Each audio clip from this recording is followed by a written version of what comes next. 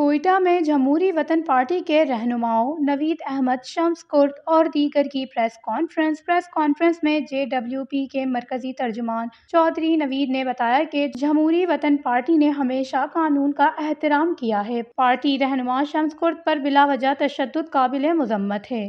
جمہوری وطن پارٹی کو سیاسی انتقام کا نشانہ بنایا جا رہا ہے، جبکہ شمس کرد نے بتایا کہ 5 فروری کو پولیس کے ساتھ الجھنے والوں کے درمیان صلح کروائی پولیس نے مجھے زرد کوب کیا۔ میں نے وضاحت کی کہ میں غیر جانبدار اور سیاسی کارکن ہوں، لیکن کوئٹہ پولیس تھانے میں آنے والے میرے عزیز و اقارب پر بھی تشدد کیا۔ ان کا کہنا تھا تشدد کرنے والے باز رہیں ورنہ تشدد کے خلاف عدلیہ سے رجوع کروں گا، جبکہ پارٹی رہنماؤں کا کہنا تھا کہ شمس کرد کو اگر انصاف نہ ملا تو حالات کی تمام خراب ذمہ داری وزیر اعلیٰ اور دیگر حکام پر ہوگی، کیونکہ اگر انصاف نہ ملا تو ہر ممکن احتجاج کیا جائے گا۔ وش نیوز، کوئٹہ، بلوچستان۔